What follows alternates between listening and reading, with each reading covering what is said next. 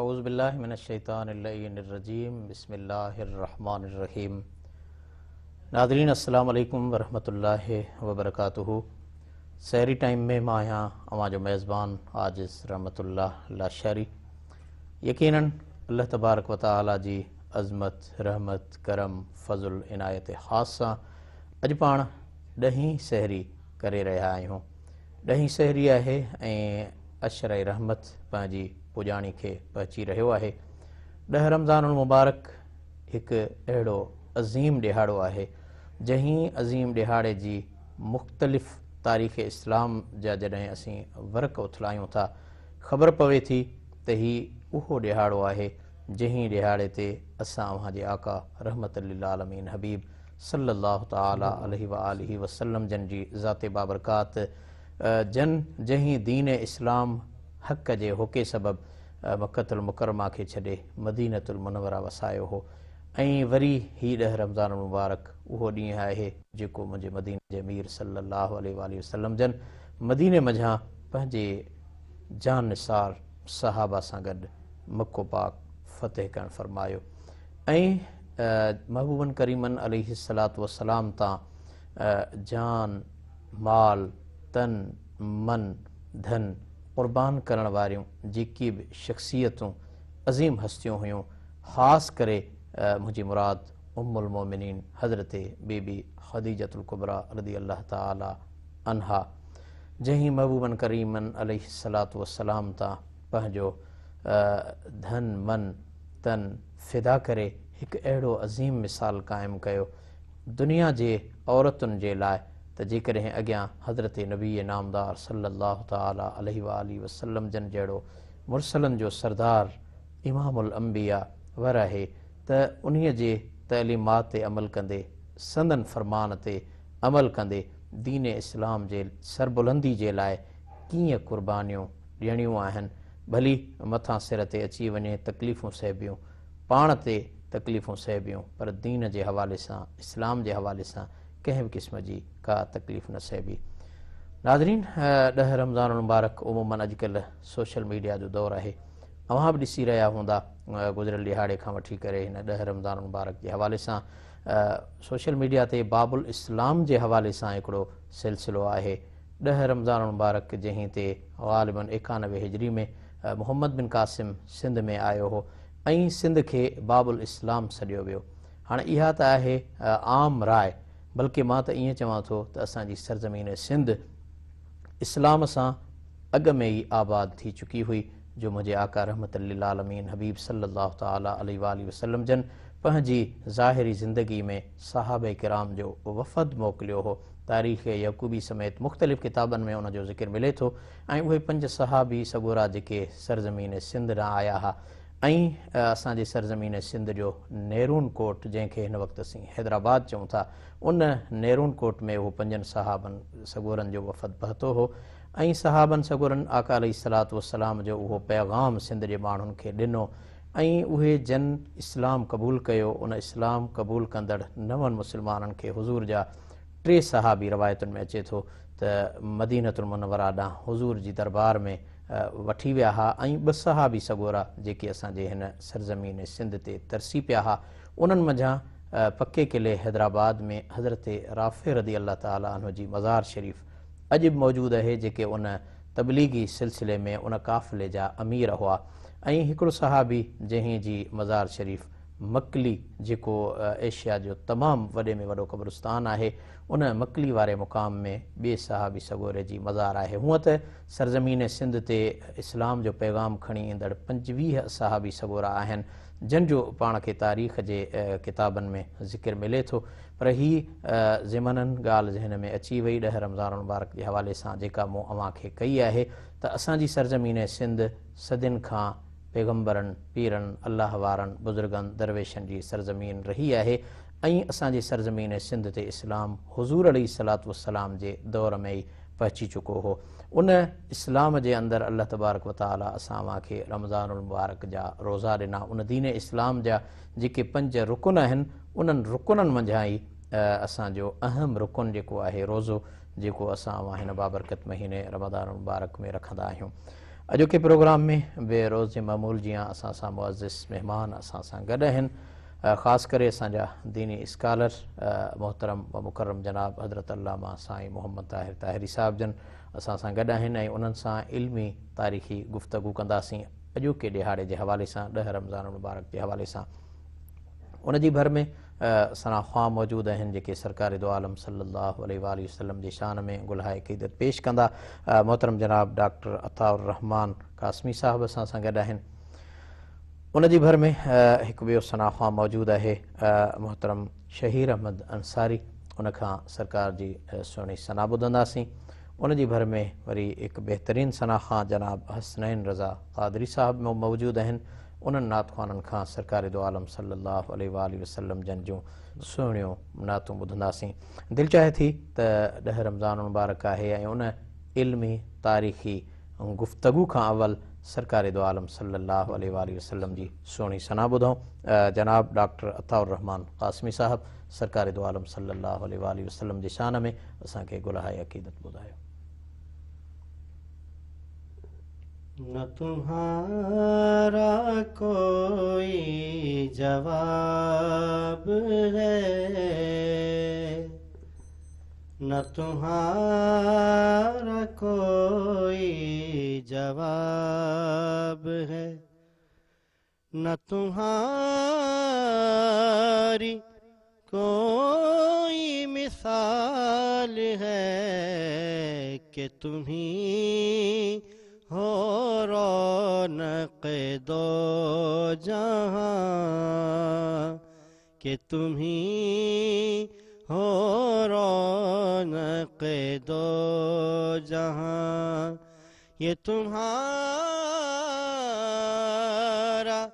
अक्स जमाल है, न तुम्हारा कोई जवाब है। गो मेरे खमीर में है गुनाह, मगर वसीले दो जहां। गो मेरे खमीर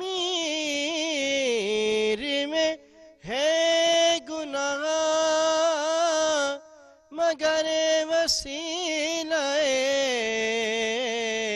दो जहां।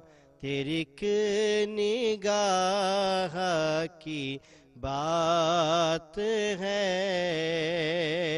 मेरी जिंदगी का सवाल है। तेरी एक निगाह की बात है, मेरी जिंदगी का सवाल है।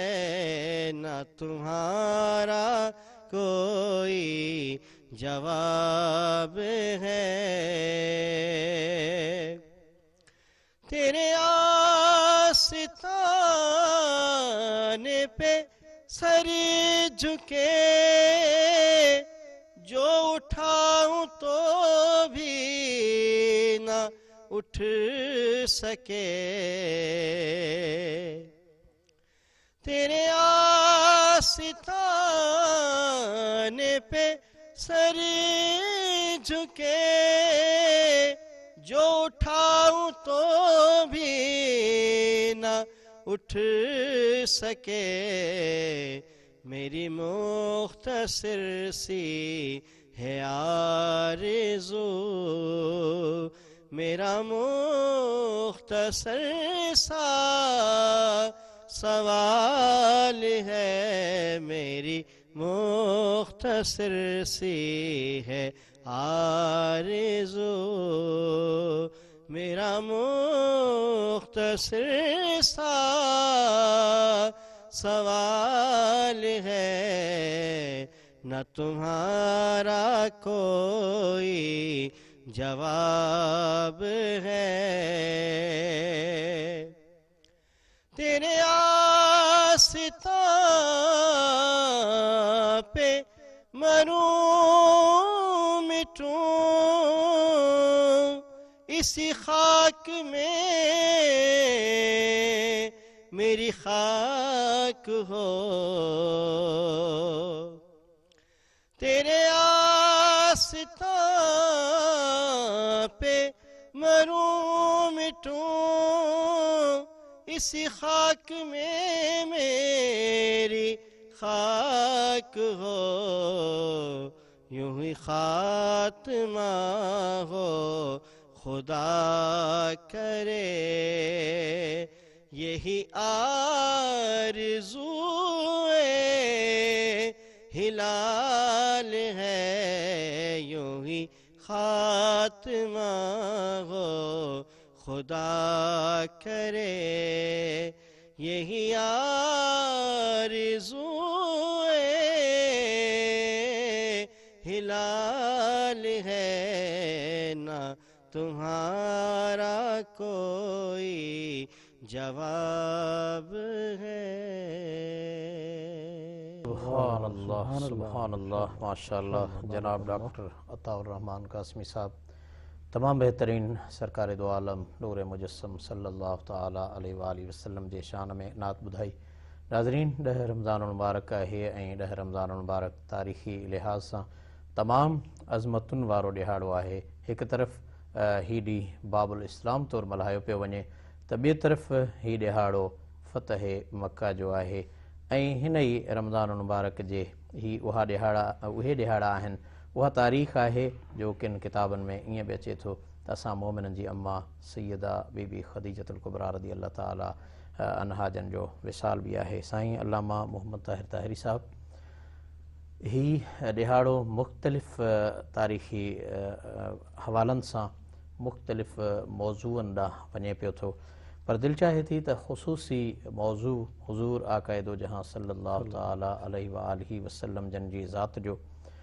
आक़ाए दो जहां सल्लल्लाहु अलैहि वसल्लम जन जहीं मके पाक में पैदा थिया संदन विलादत वारो उहो शहर जंहिं सां मुंहिंजे महबूबन आका फ़रमायो त मुंहिंजी मुहबत आहे ऐं उन मुहबत वारे विलादत वारे शहर खे हबीबन छॾियो दीन इस्लाम जी सरबुलंदी जे लाइ अल्लाह तबारक व तआला जे हुक्म जे मुताबिक़ ऐं मदीनतुल मुनव्वरा में रही करे महबूबन पैगाम आम फ़रमायो ऐं जॾहिं अल्लाह तबारक व तआला घुरियो त उन साॻे ई शहर मके पाक में तमामु जाहो जलाल सां ऐं दबदबे सां क़ुर्ब ऐं कमाल सां ऐं हिकु अहिड़ी तारीख़ी कमाल बेमिसाल सां आया जंहिं जो को मिसाल नथो मिले इन हवाले सां असांजी रहनुमाई फ़रमायो असांजा नादरीन बि सम्झनि त फ़तह मक्का अॼोके ॾिहाड़े ते मुंहिंजे महबूबनि करीमनि खे कीअं नसीब थी अल्हम्दुलिल्लाह रब्बिल आलमीन वल आक़िबतु लिल मुत्तक़ीन वस्सलातु वस्सलामु अला सय्यिदिल अशरफिल अंबिया वल मुरसलीन व अला आलिहि व अस्हाबिहि अजमाइन अम्मा बाद इन में को भी शक कोन्हे अल्लाह ताला पंहिंजे प्यारे नबी सल्लल्लाहु ताला अलैहि वालिहि वसल्लम खे जेका मके शरीफ़ वारी ज़िंदगी अता फ़रमाई उन में भी असांजे लाइ सबक़ आहे ऐं जेका मदनी ज़िंदगी हिजरत खां पोइ अता फ़रमाई उन में भी असांजे लाइ सबक़ ऐं दर्स आहे पाण करीम सल्लल्लाहु अलैहि वसल्लम जो हिजरत फ़रमाइण भी असांजे लाइ बाइसे सबक़ आहे सुभान अल्लाह पर ऐलाने नुबुवत खां पहिरियां खां वठी नंढपिण खां वठी पाण करीम सल्लल्लाहु अलैहि वसल्लम उन मके शरीफ़ में पलिया उन मके शरीफ़ में साईं जन जा मिट माइट दोस्त यार साथी सभई उते ऐं जॾहिं वक़्तु आयो अल्लाह ताला जो घर बैतुल्लाह शरीफ़ भी उते सुभान अल्लाह लेकिन जॾहिं वक़्तु आयो ऐं अल्लाह ताला चाहियो त अल्लाह ताला जी चाहत ते अल्लाह ताला जो घर जेको अल्लाह ताला जे अनवार ऐं तजल्लियात सां भरपूर घर बैतुल्लाह शरीफ़ अल्लाह ताला जो हबीब सल्लल्लाहु अलैहि वसल्लम उन घर खे भी छॾे थो अल्लाह ताला जी रज़ा जे लाइ ऐं आख़िरी जेको वक़्तु हुयो उन में कुफ़ार एतिरो घेरो तंग कयो पल पल हर क़दम ते साईं जन खे साईं जन जे असहाब सगुरनि खे घर वारनि खे तकलीफ़ूं ॾींदा रहिया, तरह तरह जूं तकलीफ़ूं ॾींदा रहिया। पर जॾहिं हिजरत खां पोइ पाण करीम सल्लल्लाहु अलैहि वसल्लम मदीने शरीफ़ तशरीफ़ वठी आया, वरी जॾहिं उम्रे जे नियत सां तशरीफ़ वठी आया, हाज़िर थिया बैतुल्लाह शरीफ़ ॾे, त कुफ़ार संदन काफ़िले खे रोके छॾियो ऐं मके शरीफ़ खां ॿाहिरि ई संदन जेको आहे उहो काफ़िलो ॿाहिरि मौजूदु रहियो, कंहिंखे बि अचण जी इजाज़त कोन ॾिनऊं। मुख़्तलिफ़ उते मकालमा थिया, मुख़्तलिफ़ मकाला थिया ऐं मुख़्तलिफ़ ॻाल्हियूं थियूं। हुननि चयो त असां अव्हांखे उमिरो करणु कोन ॾींदासीं। साईं जन फरमायो असां सिर्फ़ु उमिरे जी ज़ियारत जे लाइ आया आहियूं, उमिरे जी अदायगी जे लाइ आया आहियूं, असांखे को विढ़ण जो कंहिं बि क़िस्म जो को बि असां इरादो नथा रखूं, असांखे सिर्फ़ु ख़ुदा ताला जे घर जी ज़ियारत करणी आहे। पर उन्हनि रोकियो। इन मामले जे दौरान पोइ हिते सुलह हुदैबिया तारीख़ी हिकिड़ो जेको मक़ाम तारीख़ी हवाले सां हिकिड़ी सुलह थी ऐं उन में शराइत तय थिया। ऐं जेके बि शराइत असल में ईअं हूंदो आहे त ॿ धुरियूं जॾहिं पाण में ठाह कंदियूं आहिनि त बराबरि तरीक़े सां हम वज़न शराइत तय थींदा आहिनि। पर सोणे हबीब सल्लल्लाहु अलैहि वसल्लम उन्हनि जा सभई शर्त क़बूल फ़रमाया, सिर्फ़ु इन जे लाइ त मके शरीफ़ में ऐं उन जी पस गिरदाई में किथे बि इंसानियत जो ज़ियान न थिए, को बि खून ख़राबो न थिए, इंतिशार न थिए। पाण करीम सल्लल्लाहु अलैहि वसल्लम इन ॻाल्हि सुलह हुदैबिया खां ऐं हुज़ूर अलैहिस्सलातु वस्सलाम जे उन सुलह खां ॻाल्हि जारी रखंदासीं। नाज़रीन, सहरी टाइम में वक़्तु थियो आहे नंढड़ी साही जो, किरां न वञिजो, असां सां गॾु रहिजो। मिलूं था नंढड़ी साही खां पोइ।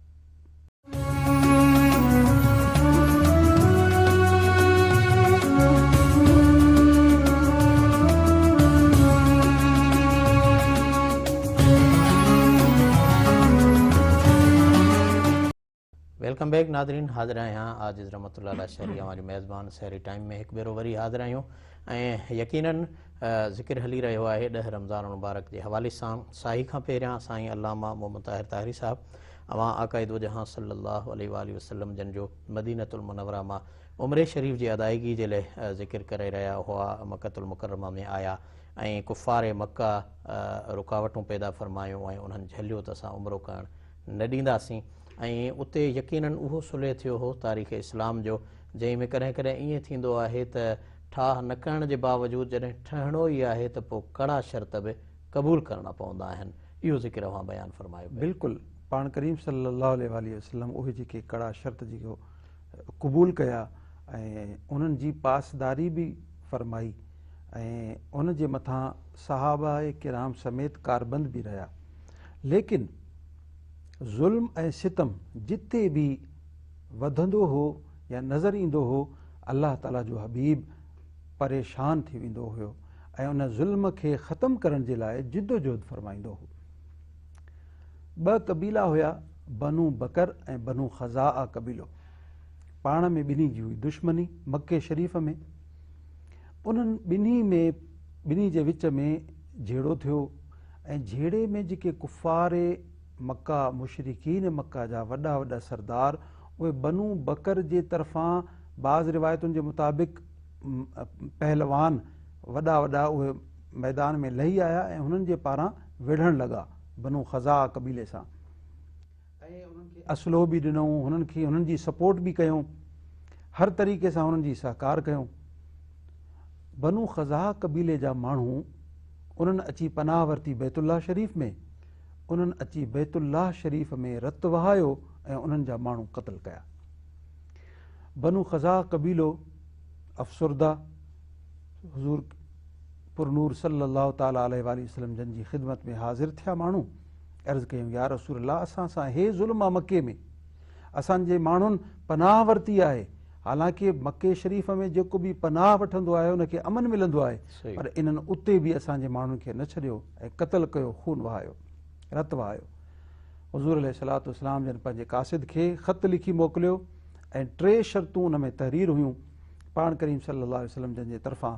पहिरीं शर्त इहा हुई त तव्हां जेके बि तव्हां माण्हू मारिया आहिनि बनु ख़ज़ा कबीले खे, उन्हनि जी दय्यत ॾियो, उन्हनि जो बदिलो ॾियो। ॿी शर्त, तव्हां बनु बकर कबीले जी जेका सपोर्ट कयो पिया, सहकार कयो पिया, तव्हां पोइ ते हटी वञो, तव्हां उन्हनि जी इहा सहकार ऐं जेका सपोर्ट आहे असले जे एतबार सां, माण्हुनि जे एतबार सां, तव्हां इहा ख़तमु कयो। ऐं टी, या वरी इन जे लाइ तव्हां ऐलान कयो जेको सुलह हुदैबिया में असांजो मुआदो थियो हो उनखे टोड़ण जो ऐलान कयो। इहे 3 शर्तूं आहिनि, का हिकिड़ी क़बूल कयो। हुननि चयो त हाणे असां छो ॿियूं शर्तूं क़बूल कयूं? हुननि ऐलान कयो त असां सुलह हुदैबिया वारो जेको ठाह हुयो असां उनखे ख़तमु करण जो ऐलान कयूं था। सही। पोइ वॾो हुननि खे पछता थियो, असां हीअ छा करे वेठा आहियूं? अल्लाह ताला जो प्यारो नबी सल्लल्लाहु अलैहि वसल्लम हज़ारे सहाबा किराम सां गॾु अज़मत ऐं शान ऐं शौक़त सां अल्लाह ताला जी हिमायत सां जॾहिं सफ़र कयो ऐं अची जॾहिं मके शरीफ़ जे ॿाहिरां पड़ो विधाऊं त राति जे पहर में जॾहिं ॾीया ॿरिया त पोइ उन्हनि खे ख़बर पई त हीअ छा थी वियो, हीअ मके शरीफ़ जे ॿाहिरूं कहिड़ा माण्हू आयल आहिनि। पोइ हज़रत अबू सुफ़ियान ॿाहिरि आया जांच जे लाइ, सहाबे किराम खे झले मुस्लमान कोन थिया, उन्हनि खे पकड़े वरितऊं, हुज़ूर अलैहिस्सलातु वस्सलाम जन जी बारगाह में ख़िदमत में पेश कयूं। बाज़ साहबा तेश में आया, हुज़ूर अलैहिस्सलातु वस्सलाम उन्हनि खे मना फरमायो। ग़ालिबन हज़रत अब्बास रज़ी अल्लाह तआला अन्हु हुननि खे मशवरो ॾिनो त तव्हां इस्लाम क़बूल कयो, ऐं उन्हनि इस्लाम क़बूल कयो। उनखां पहिरीं हज़रत अबू सुफ़ियान जे दिलि में इस्लाम जी मुहबत पैदा थी चुकी हुई। उनखां पोइ वापसि वियो ऐं हुज़ूर अलैहिस्सलातु वस्सलाम मके शरीफ़ में अंदरि जॾहिं दाख़िल थिया त माण्हुनि जे मथां हिकिड़ी हैबत तारी थी वई। हुज़ूर अलैहिस्सलातु वस्सलाम ऐलान फरमायो त असां अलल ऐलान माफ़ी जो ऐलान था कयूं। जेको बि अबू सुफ़ियान जे घर पनाह वठंदो उनखे को बि कुझु न चवंदो, जेको बैतुल्लाह शरीफ़ में पनाह वठंदो उन्हनि खे कुझु बि कोन चयो वेंदो, उहे सभु अमन अमान में हूंदा, ऐं जेको न विढ़ंदो, साम्हूं मुज़ाहमत न कंदो, उनखे बि अमान। ऐं साईं जन एॾे शान ऐं शौक़त सां पर कंध खे झुकाए मुंहुं मुबारक खे हेठि करे दाख़िल थिया, ईअं न थिए जो को सम्झे त मुहम्मद सल्लल्लाहु अलैहि वसल्लम खे तकब्बुर अची वियो आहे, गुरूर अची वियो आहे। पाण करीम सल्लल्लाहु अलैहि वसल्लम इज्ज़ो इनकिसारी खे अख़्तियार कयो, ऐं अल्लाह ताला जो इहो वाइदो आहे, मन तवादअ लिल्लाहि फरफ़अहु अल्लाहु तआला, जेको अल्लाह ताला जी बारगाह में इज्ज़ो नियाज़ ऐं इनकिसारी कंदो आहे, अल्लाह ताला उनजे मान खे मथां फरमाईंदो आहे। पोइ जॾहिं सभु सहाबा किराम गॾु थिया, हुज़ूर अलैहिस्सलातु वस्सलाम मौजूदु आहिनि, सभई कुफ़ार मौजूदु आहिनि। साईं जन फरमायो, तव्हां छा था सम्झो, मूंखां कहिड़ी उमेदु रखो था? सभिनी दुश्मननि दिलि में त हैबत तारी हुई, हाणे ही सभई सहाबा असां खां बदिला वठंदा, असां हिननि जे साम्हूं हिननि खे, हिननि जे बच्चनि खे, हिननि खे तकलीफ़ूं ॾिनियूंसीं। पर उन्हनि चयो, जेको शरीफ़ नफ़्स इंसान खां जेका उमेद हूंदी आहे, असांखे अव्हां मां इहा ई उमेद आहे। तव्हां शरीफ़ नफ़्स आहियो, रहम दिल आहियो, मुआफ़ करण वारा आहियो। असां यानी महबूबन करीमन जो खूबियूं बयान कयूं, जेके मुखालिफ़ हुआ, दुश्मन हुआ, कट्टर दुश्मन हुआ, उहे बि आका अलैहिस्सलातु वस्सलाम जो खूबियूं ऐं गुण ॻाइण लॻा।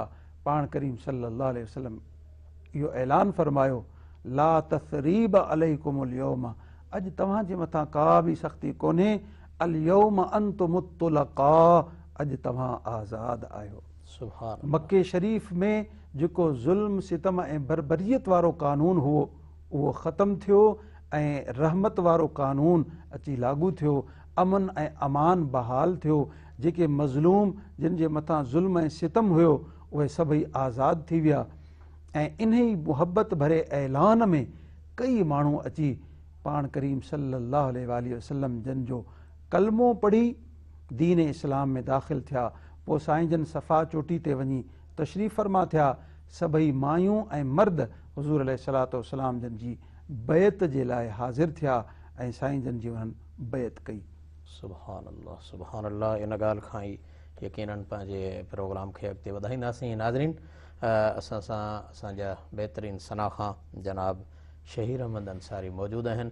अचो त उन्हनि खां सरकार दो आलम सल्लल्लाहु अलैहि वसल्लम जे शान में गुलाह अक़ीदत ॿुधो। کوئی دنیا عطا میں نہیں ہم تا تیرا ہو جو حاتم کو میسر یہ نظارہ تیرا کہہ اٹھے دیکھ کے بخشش میں یہ رتبہ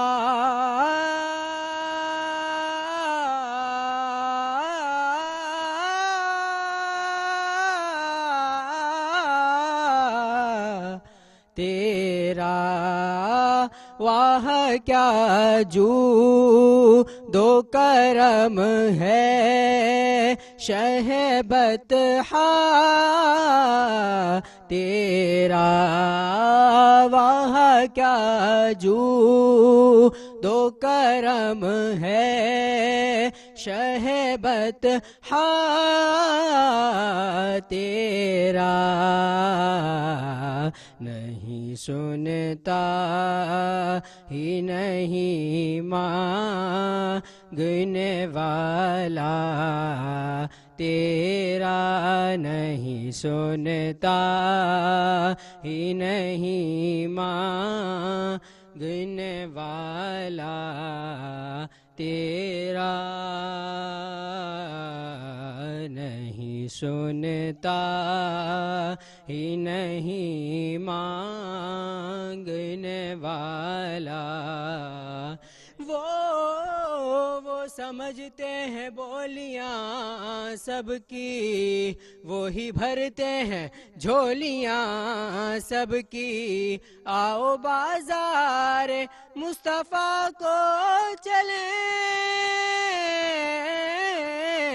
کھوٹے سکے وہیں پہ چلتے ہیں مانگنے کا شعور دیتے ہیں جو بھی مانگو حضور دیتے ہیں مانگنے والا ہو اگر کوئی تو میرے آقا ضرور دیتے ہیں نہیں سنتا ہی نہیں مانگنے والا تیرا کچھ بشر ہونے کے ناطے تجھے خود سا جانے اور کچھ محض پیامی ہی خدا کا جانے ان کی اوقات ہی کیا ہے کہ یہ اتنا جانے ان کی اوقات آقا ان کی اوقات ہی کیا ہے کہ یہ اتنا جانے فرش والے تیری شوقت کا علو کیا جانے خسروا عرش پہ اڑتا ہے پھریرا تیرا خسروا عرش پہ اڑتا ہے پھریرا تیرا خسروا عرش پہ اڑتا ہے پھریرا تیرا نظر عشاق نبی ہے یہ میرا حرف غریب منبر و واز پہ لڑتے رہے آپس میں خطیب یہ عقیدہ رہے اللہ کرے مجھ को नसीब, मैं तो मालिक ही कहूँगा के हो मालिक के हबीब, मैं तो मालिक ही कहूँगा के हो मालिक के हबीब, यानी महबूब वो मुहिब में नहीं मेरा तेरा, यानी महबूब वो मुहिब में नहीं मेरा तेरा, यानी महबूब वो मुहिब में नहीं मेरा। शहीर अहमद अंसारी सरकार दो आलम सल्लल्लाहु अलैहि वसल्लम जी बारगाह में हज़रत आला हज़रत शाह अहमद रज़ा ख़ान फ़ाज़िल बरेलवी रहमतुल्लाह ताला अलैहि जन जी अज़मत ऐं शान सां तमामु बहितरीन महफ़िल खे रौनक अफ़रोज़ करे रहिया हुआ। सहरी टाइम जारी आहे। यकीनन असां अवां सभु अॼु ॾहीं सहरी जे इंतज़ाम में रुधल आहियूं। ॾहों रोज़ो आहे ऐं 10 रमज़ान मुबारक अज़मतुनि भरियो ही उहो लम्हो आहे जंहिं लम्हे असां ऐं अवां अशर रहमत खां मोकिलाए रहिया हूंदा आहियूं ऐं अशर रहमत पंहिंजी पुॼाणी खे पहुची रहियो आहे। ज़िक्र हली रहियो हो 10 रमज़ान मुबारक जे हवाले सां हुज़ूर अकरम नूर मुजस्सम सल्लल्लाहु अलैहि वसल्लम जन जी मक्कतुल मुकर्रमा में तशरीफ़ आवरी ऐं फ़तह मक्का जे हवाले सां।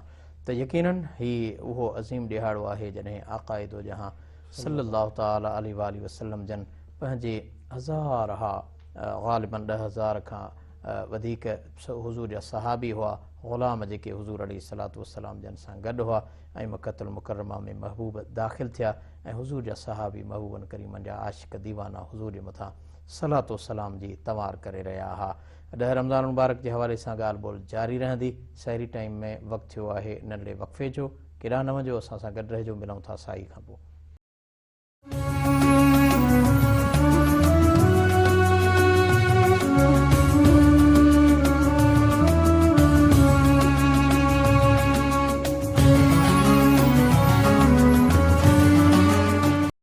वेलकम बैक नाज़रीन, हाज़िर आहियूं सहरी टाइम में। मां आहियां मुंहिंजो मेज़बान आजिज़ रहमतुल्लाह अलैहि शरी।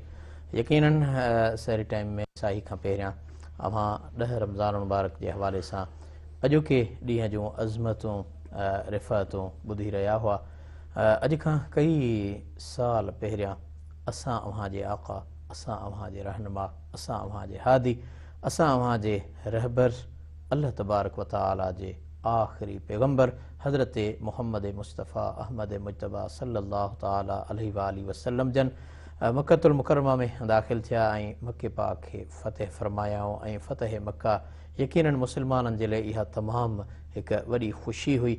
ऐं उन ख़ुशीअ जे मौक़े ते उहे आका रहमतुल लिल आलमीन जॾहिं मक्का पाक में आया त दुश्मनान इस्लाम जेके हुआ उन्हनि सोचियो त अॼु असां सां पलांद पुराणा नाहिन थींदा ऐं ज़रूरु पलांद कयो वेंदो, लेकिन दुनिया जो सरदार न हो, दुनिया जो दस्तूर न हो, ही सरदारनि जो सरदार हो, इमामुल अंबिया हो। ऐं उन इमामुल अंबिया जे साम्हूं जॾहिं हुननि पंहिंजा अर्ज़ ऐं आज़ियूं पेश कयूं, आका अलैहिस्सलातु वस्सलाम फरमायो त जेका अव्हां कई जो वड़ जुड़े जन खे सो वड़ सही कनि, चङा कनि चङायूं, मठायूं मठनि।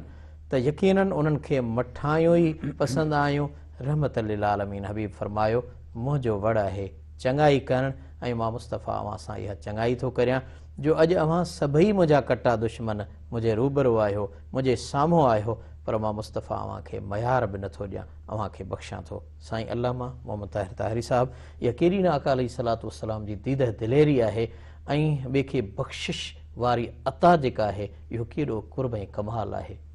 असल में प्यारे नबी सल्लल्लाहु अलैहि वसल्लम जन जो इहो जेको किरदारु आहे इहो असांजे लाइ एॾो वॾो दुनिया में सबक़ु आहे, न सिर्फ़ु मुस्लमाननि जे लाइ बल्कि अक़वाम आलम जे लाइ बि सबक़ु आहे। सुभान त इंसान खे जेतिरी बि क़ुव्वत हासिल थी वञे, चाहे सियासी हुजे, मज़हबी हुजे, चाहे दौलत जी हुजे, जेका बि क़ुव्वत हासिल थिए उन क़ुव्वत में कॾहिं बि इंसान गुरूर ऐं तकब्बुर में मुब्तला न थिए ऐं कॾहिं बि उहा ताक़त मिलण खां पोइ बदिलो न वठे, बल्कि उन्हनि खे मुआफ़ी ॾेई करे उन्हनि जे मथां अहसान करे। जॾहिं उन्हनि जे मथां अहसान कंदो त उहे माण्हू वरी बि घुमी फिरी उन वटि अची पहुचंदा ऐं उन जा ग़ुलाम बणिजी वेंदा। सुभान अल्लाह। प्यारे आका सल्लल्लाहु अलैहि वसल्लम जन उन्हनि खे जॾहिं मेड़ाको गॾु थियो, ऐलान फरमायो, ए कुरैश, जेको तव्हां जाहिलियत वारो जेको तव्हांजो गुरूर हुयो, जाहिलियत जो, अल्लाह ताला उहो गुरूर तव्हां खां अॼु खसे छॾियो आहे।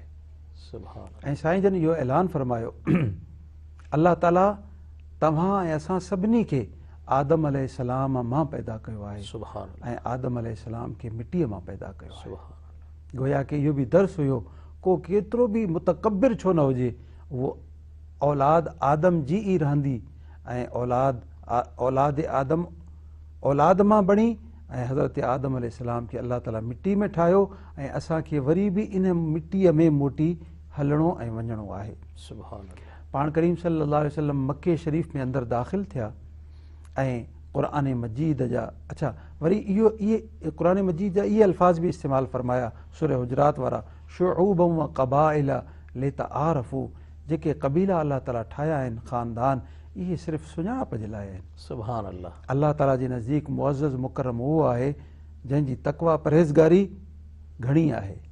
ऐं पोइ मके शरीफ़ में अंदरि दाख़िल थिया। यानी अरबनि जे अंदरि क़बीलाई लिहाज़ सां हिक ॿिए खां बरतरी, त हीउ फिलाणे क़बीले जो आहे, हीउ फिलाणे क़बीले जो आहे, मां हिन क़बीले सां आहियां त मोतबर आहियां, हू फिलाणे क़बीले जो आहे, इहो असां खां घटि आहे। त उहा क़बीलाई सुञाणप जेका आहे उहा अल्लाह तबारक व तआला जे कलाम मुक़द्दस हुननि जी रद्द फरमाई ऐं उन्हनि सभिनी खे बराबरी जो जेको हक़ हुयो, दर्जो ॾिनो, बराबरी जो दर्जो ॾेई पाण करीम सल्लल्लाहु अलैहि वसल्लम ऐलान फरमायो, अॼु खां पोइ मके में जेके बि रहंदड़ आहिनि सभई बराबरि आहिनि। अगरि फज़ीलत आहे त तक़वा ऐं परहेज़गारी जी फज़ीलत आहे।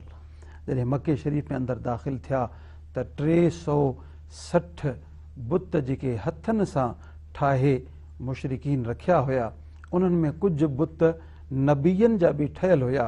पाण करीम सल्लल्लाहु अलैहि वसल्लम उन्हनि बुतनि खे टोड़ियो ऐं इहो नारो लॻायो। यानी हुननि उन जेके ख़याली तस्वीरूं खणी उन्हनि ख़याली तस्वीरूं उन्हनि बुतनि खे उन्हनि जे नाले सां उन्हनि मनसूब करे छॾियूं हुयूं। ऐं इन मामले में जॾहिं असां तारीख़ जो मुतालो कयूं गहराई सां त इब्तिदा जेका थी उहा हज़रत आदम हज़रत शीस अलैहिस्सलाम जे विसाल खां पोइ जॾहिं कुझु अरसो गुज़रियो, माण्हू इबादत कंदा हुया त शैतान अची उन्हनि खे विसविसो विधो त तव्हां इबादत कयो था, नबी आहे कोन, दिलि कोन थो लॻे इबादत में। अॻु में नबियनि सां गॾु बि इबादत कंदासीं, दिलि लॻंदो हो। पोइ हुननि छा कयो त चयूं हाणे मशवरो कयूं छा कजे। उन मशवरे में शैतान अची वेठो। शैतान चयो त हाणे नबी त कोन्हे, पर नबीअ जी तस्वीर या मुजस्मो ठाहियूं था, असां भर सां रखी इबादत कंदासीं ताकी असांखे महसूसु थिए त नबी असां सां गॾु बीठल आहे। हुननि चयो इहा त भली ॻाल्हि आहे। हुन चयो इहो ठाहिण वारो ज़िम्मो मुंहिंजो आहे। हुननि सुञातो कोन।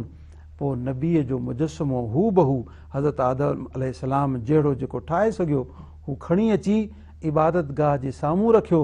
माण्हुनि एतिराज़ु कयो त साम्हूं छो, इबादत त अलाह ताला जी हूंदी आहे। पोइ हुननि पोइते करे रखियो। कुझु अरसो उहो बुत पोइते पियल हूंदो हो, अची उनखे चुमी ॾींदा हुआ, वरी इबादत कंदा हुआ।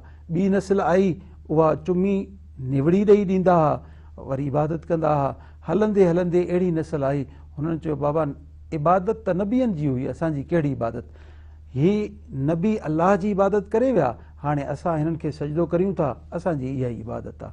इतां उहा बुत परस्ती शुरू थी ऐं उहो मुजस्मो दर मुजस्मो हिकिड़ो रीत हलंदी रही ऐं बैतुल्लाह शरीफ़ में 360 बुत आया ऐं हुज़ूर अलैहिस्सलातु वस्सलाम जन हीअ आयत सगोरी तिलावत फरमाई, जा अल हक़्क़ु व ज़हक़ल बातिलु इन्नल बातिल कान ज़हूक़ा।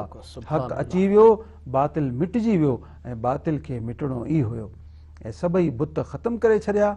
सभई पत्थर जेके बि हुया उहे बैतुल्लाह शरीफ़ खे उन्हनि खे मां उनखे पाक कयो वियो ऐं हिकिड़ो पत्थर बरक़रार रखियो वियो जेको हज़रत इब्राहीम अलैहिस्सलाम जी निशानी ऐं उन्हनि जी यादि ताज़ा कंदो हो, जंहिंखे मक़ाम इब्राहीम चयो थो वञे, सुभान अल्लाह। उनखे साईं जन बरक़रार रखियो। सहाबे किराम हज़रत उमर फारूक आलिबन अर्ज़ु कयो, या रसूलल्लाह छो? फरमायूं ही सोणे इब्राहीम अलैहिस्सलाम जी निशानी आहे। फरमायूं जॾहिं सोणे इब्राहीम जी निशानी आहे त हिन जे साम्हूं असां निमाज़ न पढ़ूं? साईं जन ख़ामोश थिया, अञा फ़ैसिलो न आयो आहे, अलाह ताला जो हुकुम इलाही न आहे। जीअं ई हुननि गुफ़्तगू ख़तमु कई, अलाह ताला वही नाज़िल फरमाई, वत्तख़िज़ू मिन मक़ाम इब्राहीम मुसल्ला। ए हबीब, हिन मक़ाम इब्राहीम खे जाइ नमाज़ बणाए। हींअर जेको बि हाजी उम्रे वारो वञे थो, तवाफ़ खां पोइ उते 2 नफ़िल पढ़े थो ऐं हज़रत इब्राहीम अलैहिस्सलाम जी यादि खे ताज़ो करे थो।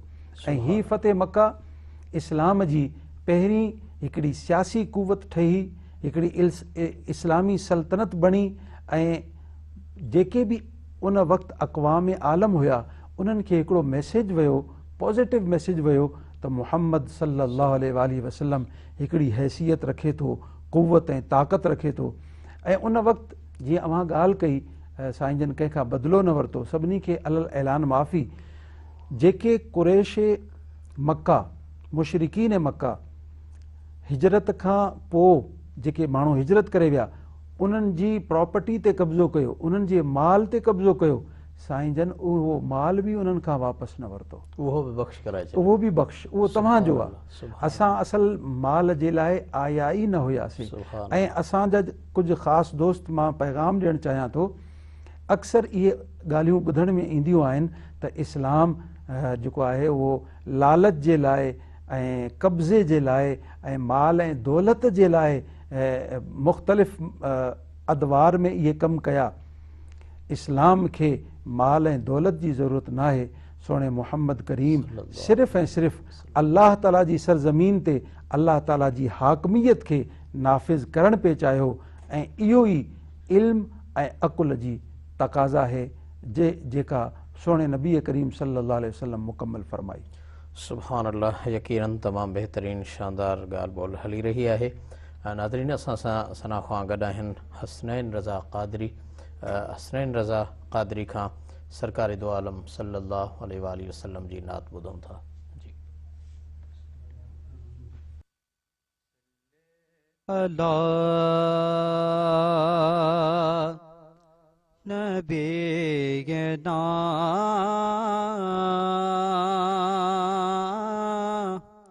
सल्ले अला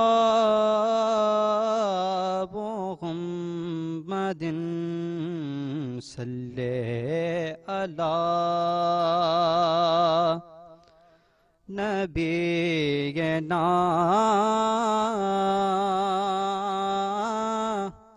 सल्ले अला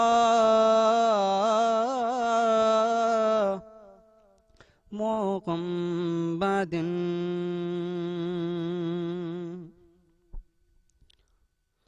जुल्फ़े सरकार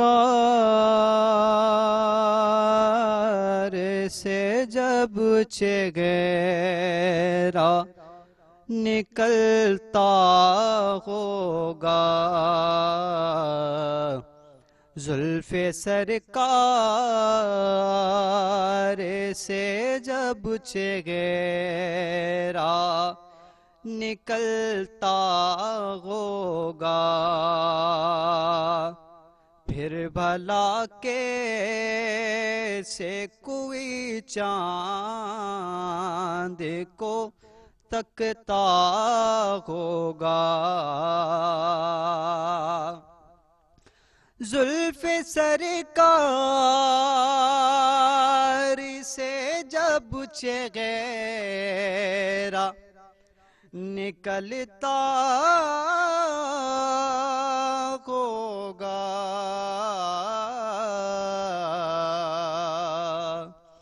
फिर भला कैसे कोई चांद को तकता होगा। اور راز چندا کے ہنسی ہونے کا اب سمجھاؤں،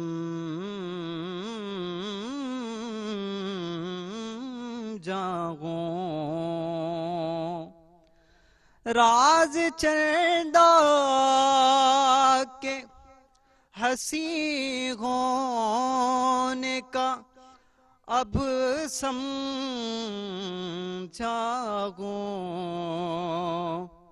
کہ خاک در تیری جو چہرے پہ وہ ملتا ہوگا، خاک در تیری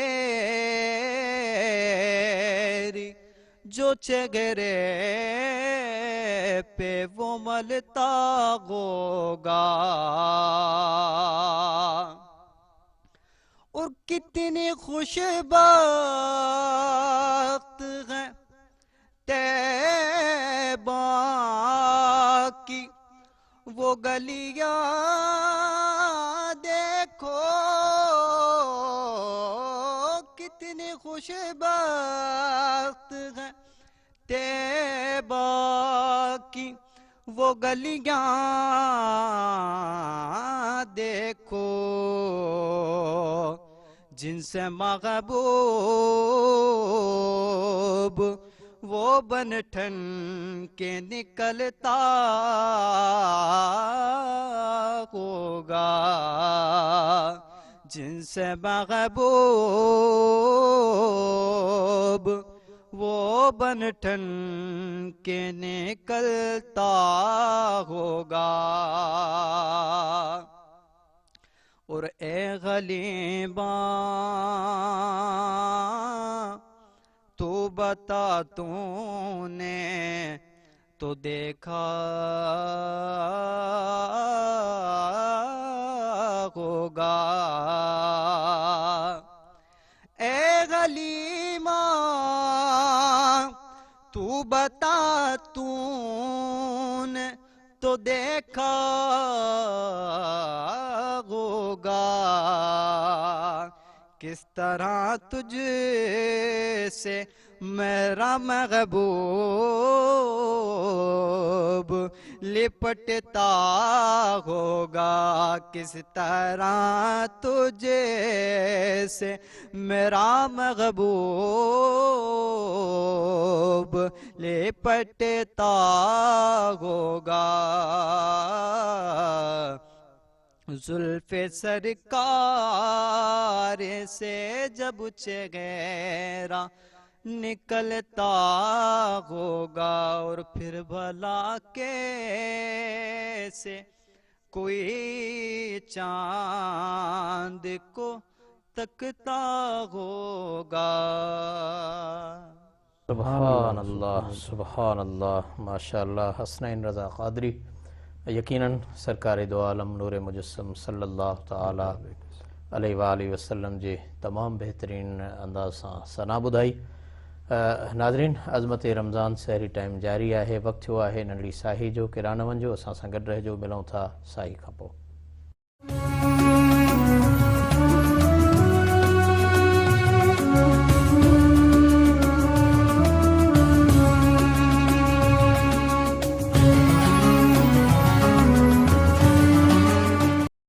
ویلکم بیک ناظرین، حاضر آئیوں سحری ٹائم میں مایا آماج میزبان عاجز رحمت اللہ علیہ شہری۔ یقیناً اللہ تبارک و تعالیٰ دے فضل و کرم سان اج اساں وہاں 10 روزو رکھی رہا آئیوں، 10 رمضان المبارک عظمتن رحمتن ऐं بابرکت لمحن میں اساں وہاں کے گھرجے تا اجو کے ڈींहुं اساں پنहिंजे آقا رحمت للعالمین حبیب صلی اللہ تعالیٰ علیہ وآلہ وسلم جن جے متھاں کثرت سان درود شریف پڑھوں۔ آقا رحمت للعالمین حبیب صلی اللہ تعالیٰ علیہ وآلہ وسلم جے صدقے جیکو ماہ سیام ماہ رمضان المبارک اساں کے ملیو ہے، ان رمضان المبارک جو ہی اشرۂ رحمت اج پنहिंजे पुॼाणी खे पहुची रहियो आहे۔ उन अशरए रहमत यानी बेकिनार बहर जेको रहमत जो आहे उहो वसी रहियो आहे। उन रहमतुनि जे बेकिनार बहर जे ज़रिए गुनाहनि जी मेराण खे साफ़ कयूं।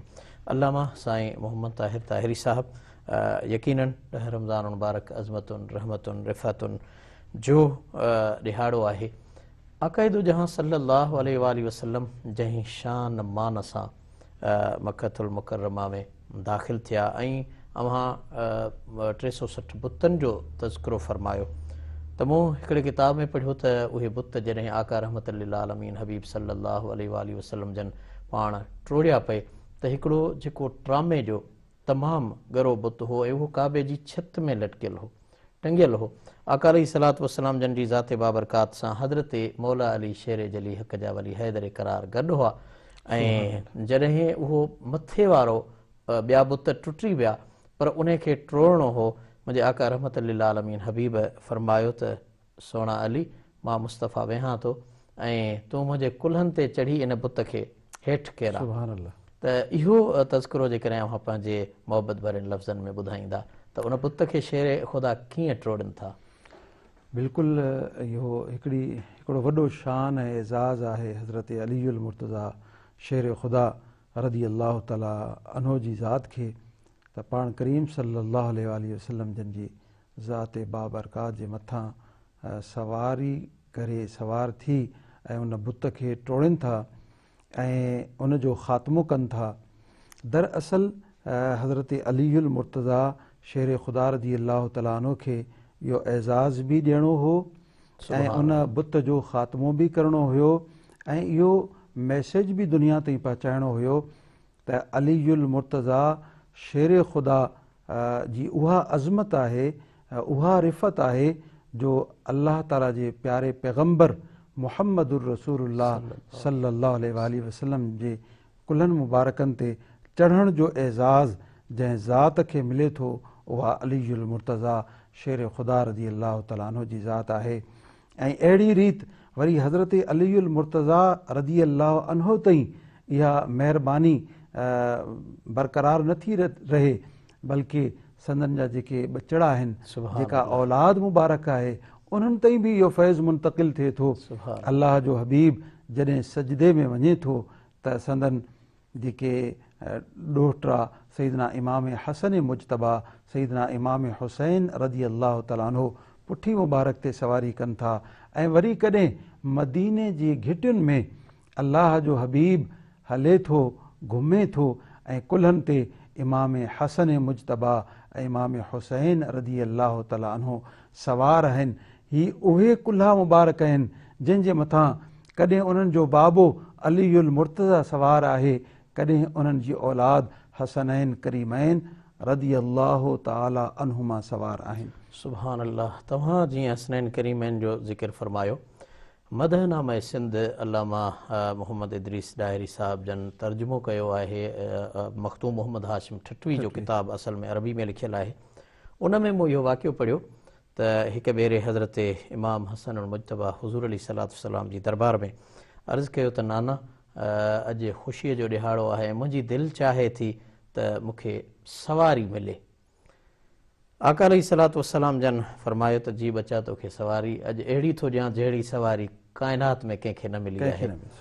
ऐं हुज़ूर अलैहिस्सलातु वस्सलाम जन हज़रत इमाम हसन मुजतबा खे पंहिंजे कुल्हनि ते विहारिनि था ऐं मखतूम मोहम्मद हाशिम ठटवी लिखे थो त जॾहिं कुल्हनि ते सोनो हज़रत इमाम हसन मुजतबा सवार आहे त हज़रत इमाम हुसैन अली मक़ाम सवार आहिनि त अर्ज़ु था कनि नाना सवारी त मूंखे मिली वई पर ॿिया ही जेके सवारी ते सवार आहिनि उन्हनि खे हथनि में वाग बि आहे, मुंहिंजी सवारी में वाग त कान्हे। त अक़ाइदो जहां सल्लल्लाहु ताला अलैहि वसल्लम जन पंहिंजा वलैल वारा उहे जेके ज़ुल्फ़ मुबारक आहिनि उहे पंहिंजे दस्तार मुबारक मंझां ज़ाहिर फरमाए ॾियनि था बचा अचे ई तुंहिंजी वाग आहे। ॾिसो त उन्हनि जा अंगल ऐं आरा आटा कीअं था पाण करीम सल्लल्लाहु अलैहि वसल्लम जन मञीनि। हाणे जॾहिं वाग मिली ऐं पाण सॻोरा सल्लल्लाहु अलैहि वसल्लम हलणु लॻा त किन रिवायतुनि में उलमा ईअं बि फरमाईंदा आहिनि त नंढड़े ॿार जी ख़ुशनूदी ख़ातिर कॾहिं वॾो माण्हू हेठि मथे झुकंदो आहे त जीअं नंढड़े ॿार खे कुल्हे जी सवारीअ में लुत्फ़ अचे, मज़ो अचे।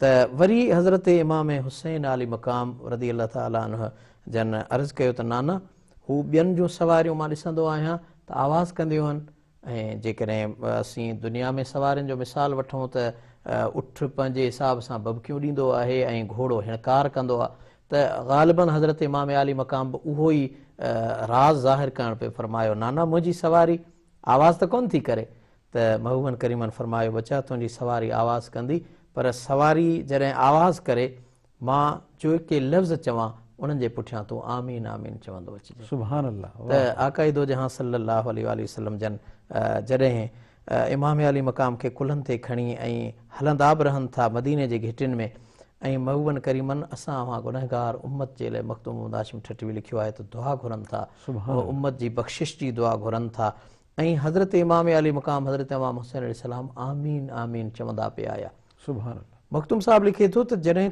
चंद कदम महबूबन खयां त अल्लाह तबारक व तआला रूहुल अमीन मलाइकनि जे सरदार जिब्राइल खे मोकिलियो जिब्रील वञ मुंहिंजे महबूब खे मुंहिंजो पैगाम ॾे त हबीब वल सौफ युतीक रब्बुक फतरदा तोखे असां राज़ी बनाईंदासीं ही जेको हाणे तो अंदाज़ अपनायो आहे तुंहिंजे कुल्हनि ते तुंहिंजो बचिड़ो हुसैन सवार आहे तूं उम्मत जी मग़फ़िरत लाइ दुआ पियो घुरी ऐं तुंहिंजो शहज़ादो फातिमा ख़ातून जन्नत जो बचिड़ो हैदर करार जो बचिड़ो आमीन आमीन चई रहियो आहे ऐं उन आमीन आमीन जे अंदाज़ में किथे ईअं न थिए अल्लाह जी रहमत जोश में आहे जो अॼु काफ़र में बख़्शिजी वञनि सुभान अल्लाह मखदूम साहब लिखे थो त एॾी रहमत जोश में आहे जेको किथे काफ़र बि न बख़्शी वञनि त इहा बख़्शिश ऐं अता आहे असांजे आका रहमत लिल आलमीन हबीब सल्लल्लाहु तआला अलैहि वसल्लम जी नाज़रीन वक़्तु थियो आहे नंढड़ी साही जो केॾा न वञो असां सां गॾु रहिजो मिलूं था वक़्फ़े खां पोइ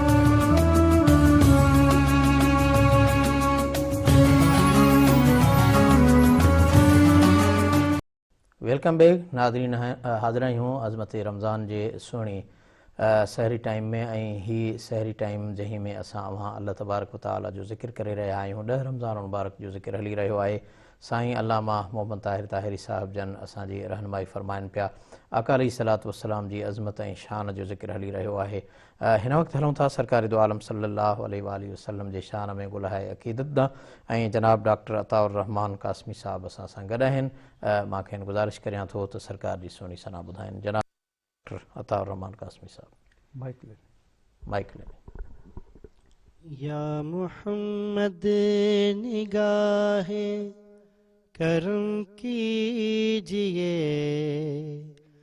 या मुहम्मद निगाहे करम कीजिए हम गरीबों के दिन भी संवर जाएंगे आप ही का सहारा है या मुस्तफा गर न दोगे सहारा तो मर जाएंगे आप ही का सहारा है या मुस्तफा गर न दोगे सहारा तो मर जाएंगे पुल सिरात उनके नजदीक है सख्त तर आपसे जिनको निस्बत नहीं है मगर पुल सिरात उनके नजदीक है सख्त तर आपसे जिनको निस्बत नहीं है मगर ये गुलाम आपके या हबीबे खुदा ये गुलाम आपके या हबीबे खुदा आपका जिक्र करके गुजर जाएंगे ये गुलाम आपके या हबीबे खुदा आपका जिक्र करके गुजर जाएंगे हक़ ने तख्लीक फरमाए कोनो मकान आप ही के लिए सरवरे अंबिया हक़ ने تخلیق فرمائے دونوں جہاں آپ ہی کے لیے سرور انبیاء آپ کا واسطہ دے کے مانگیں گے جو آپ کا واسطہ دے کے مانگیں گے جو ان کے دامن مرادوں سے بھر جائیں گے آپ کا واسطہ دے کے مانگیں گے جو ان کے دامن مرادوں سے بھر جائیں گے یا محمد نگاہ کرم کیجئے ہم غریبوں کے دل بھی سنور جائیں گے آپ ہی کا سہارا ہے یا مصطفیٰ گر نہ دو گے سہارا تو مر جائیں گے سبحان اللہ ماشاءاللہ جناب ڈاکٹر عطا الرحمان قاسمی صاحب تمام بہترین سونے انداز سان سرکار دو عالم صلی اللہ علیہ وآلہ وسلم جی نات بدھائی ناظرین ڈہ رمضان مبارک ہے ऐं ॾह रमज़ान मुबारक अवां ॾिसो पिया त बाबुल इस्लाम तौरु मल्हायो पियो वञे जीअं मूं पहिरीं ज़िक्र कयो त असांजी सरज़मीन सिंध बाबुल इस्लाम आकाए दो जहां सल्लल्लाहु अलैहि वसल्लम जे दौर खां ई आहे ऐं असीं सरज़मीन सिंध जे उन सहाबा जी तारीख़ खे जॾहिं ॾिसूं था त असांखे रहीम यार ख़ान में साहबी सगोरे जी मज़ार पुर अनवार मिले थी सखर खां शिकारपुर जॾहिं वञिजे थो त महबूब ॻोठ में उते 3 सहाबनि सगोरनि जूं मज़ारूं असांखे मिलनि थियूं जीअं हैदराबाद पके किले जो मूं ज़िक्र कयो त उते हज़रत राफ़ी रज़ी अल्लाह ताला अन्हु जी पाण खे मज़ार मिले थी ऐं मकली वारे मुक़ाम में हज़रत नबी नामदार सल्लल्लाहु अलैहि वसल्लम जे प्यारे सहाबी जी मज़ार आहे ख़ुज़दार जे अंदरि हज़रत सिनान बिन सुलमा रज़ी अल्लाह ताला अन्हु जी मज़ार पुर अनवार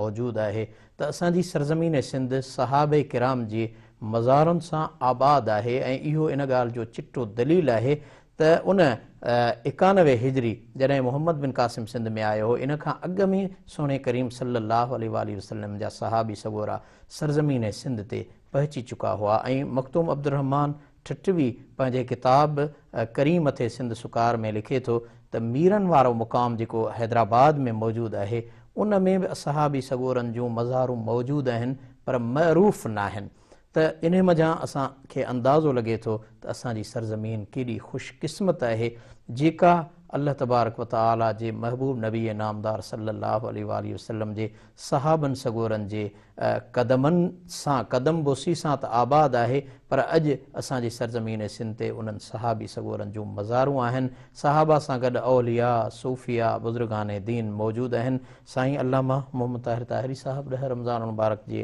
हवाले सां जेकॾहिं ज़िक्र करियूं था त बाबुल इस्लाम जंहिं जो मक़सदु आहे त इस्लाम जो दरवाज़ो त असांजी सरज़मीन सिंध जे हवाले सां हुज़ूर अलैहिस्सलातु वस्सलाम जन वटि हिकिड़ो सहाबी वियो हो जेका मखतूम अब्दुर्रहमान ठठवी बि पंहिंजे किताब में लिखियो आहे ऐं महबूबन करीमनि वटि जॾहिं उहो सहाबी सगोरो पहुतो हो त हुज़ूर अलैहिस्सलातु वस्सलाम जन उन सहाबी खे ॾिसी करे ऐं फरमायो त अदा ओरे आ त हाणे रहमत लिल आलमीन हबीब जी ज़ात जे ज़ुबान नबूवत ते पैगम्बरी ज़ुबान ते असांजे सिंधी ॿोली जा लफ़्ज़ आयल आहिनि त सिंध जो दीन इस्लाम तसव्वुफ़ ऐं बुज़ुर्गान दीन सां जेको तअल्लुक़ आहे बाबुल इस्लाम जे हवाले सां उन ते बि रोशनी विझो सिंध धरतीअ जो ऐं हितां जे माण्हुनि जो असांजे प्यारे नबी सल्लल्लाहु अलैहि वसल्लम जन सां हिकिड़ो पुराणो रिश्तो ऐं गहरो ताल्लुक़ आहे ऐं इन ताल्लुक़ जो सबूत हिन रिवायत मंझि बि मिले थो जेका मुस्नद इमाम अहमद बिन हंबल में मौजूदु आहे त जॾहिं अरब में मेला लॻंदा हुआ ऐं उहो मेला तिजारती हूंदा हुआ अॼुकल्ह जे मल्ह ऐं मलाखड़नि वारा न हूंदा हुआ तिजारती मेला हुआ ऐं अञा इस्लाम खे अलल ऐलान उन जी तबलीग शुरू न थी हुई त उन मके शरीफ़ वारे उन मेले में मेड़ाके में कुझु माण्हू जेके अजीब लिबास में हुया मुख़्तलिफ़ अरब जे लिबास खां मुख़्तलिफ़ हुआ उन में नज़र आया पाण करीम सल्लल्लाहु अलैहि वसल्लम जन उन्हनि सां सिंधी में गुफ़्तगू फरमाई। सुभान त अल्लाह। सहाबा किराम रिदवानुल्लाह अलैहिम अजमईन अर्ज़ु कयो, या रसूल अल्लाह, ही केरु माण्हू आहिनि, ही कहिड़ी ॿोली आहे? त पाण करीम सल्लल्लाहु अलैहि वसल्लम जन इरशाद फरमायो, ही सींध जा माण्हू आहिनि ऐं ही सींधी ॿोली आहे। सुभान अल्लाह। ऐं ॿी रिवायत हिकु जंहिंमें हज़रत उम्मुल मोमिनीन आयशा सिद्दीक़ा रज़ी अल्लाह ताला अन्हा बीमार थी पियूं, काफ़ी इलाज कयो वियो, किथां बि इफ़ाक़ो न पियो थिए, त पोइ हिकिड़ो हकीम जा हकीमुन हाज़िक़ुन या जा तबीबुन हाज़िक़ुन सिंधियुनि जो लफ़्ज़ आहे, उहो जेको हकीम ऐं तबीब आयो जंहिं अम्मा आयशा सिद्दीक़ा रज़ी अल्लाह अन्हा जो इलाज कयो ऐं जंहिंजे इलाज सां सिहतयाब थियूं, उहो सिंधी हो ऐं सिंध जो रहण वारो हो। इन मां इहो बि साबित थियो त सिंध जा माण्हू कारोबारी बि हुया, ताजिर बि हुया, तिजारत खे पसंदि बि कंदा हुआ ऐं उन ज़माने में तिजारत जी गर्ज़ सां मके शरीफ़ ताईं उन्हनि जो वञणु हूंदो हुयो। ऐं उन दौर में हिन सिंध धरतीअ जे मथां ॾाहा माण्हू बि हुया ऐं हकीम हाज़िक़ तबीब माण्हू बि हुया, अक़लमंद ऐं दाना माण्हू बि हुया ऐं उन्हनि जी तबाबत ऐं उन्हनि जी हिकमत पूरी न सिर्फ़ु सिंध में बल्कि अरबुस्तान ताईं पखिड़ियल हुई। उहे मशहूरु हकीम हुया, तॾहिं उन्हनि अरब वारनि सिंध जे उन हकीम खे घुराए करे ऐं इलाज जे लाइ मुंतख़ब फरमायो। यकीनन जॾहिं सिंध जो ताल्लुक़ पाण सगोरन सल्लल्लाहु अलैहि वसल्लम जन सां ॾिसूं था त अल्लामा अतहर मुबारकपुरी पंहिंजे तारीख़ में लिखियो आहे त जेके सिंध जा क़बीला वापार सांगे, जीअं तव्हां ज़िक्र कयो, वापारी तिजारती मेला लॻंदा हुआ, उते उन्हनि इलाइक़नि में माण्हू वञी रहिया, त हिकिड़ो असावरा क़बीलो, सिंधी माण्हुनि जो असावरा क़बीलो जेको शुरूआति में ईरान, छो त ईरान ऐं सिंध जूं सरहदूं पाण में मिलनि जुलनि थियूं, त उते वञी रहिया हुआ ऐं उन असावरा क़बीले सां ई ताल्लुक़ हुयो हज़रत सलमान फ़ारसी रज़ी अल्लाह ताला अन्हु जो। यानी हज़रत सलमान फ़ारसी रज़ी अल्लाह ताला अन्हु जी पुश्त ब पुश्त जेकॾहिं असां नसब ऐं नसल ॾांहुं निहारियूं था त उहो असावरा क़बीले सां आहिनि ऐं उहे सिंधी आहिनि। ऐं जेकॾहिं असां पंहिंजे फ़िक़ह जे इमाम हज़रत इमाम आज़म अबू हनीफ़ा ॾांहुं निहारियूं था त उन्हनि जे ॾाॾे हज़रत मौला अली शेर ख़ुदा करम अल्लाह वजहू जन जे हथ ते ईमान आंदो हो ऐं इमाम आज़म अबू हनीफ़ा रज़ी अल्लाह ताला अन्हु जन बि जेके आहिनि से सिंधी आहिनि। ऐं हज़रत मौला अली शेर ख़ुदा जा फ़र्ज़ंद हज़रत मोहम्मद बिन हनफ़िया जंहिं खे हज़रत इमाम आली मुक़ाम हज़रत इमाम हुसैन अलैहिस्सलाम पंहिंजो जानशीन मदीने में मुक़ररु करे ऐं करबला ॾांहुं निकिता हुआ, त उन्हनि जी जेका अमर साइण आहे उहा बि सिंधियाणी आहे। त वरी हज़रत इमाम ज़ैनुल आबिदीन रज़ी अल्लाह ताला अन्हु उन्हनि जी अम्मा साइण उहा बि सिंधियाणी आहे।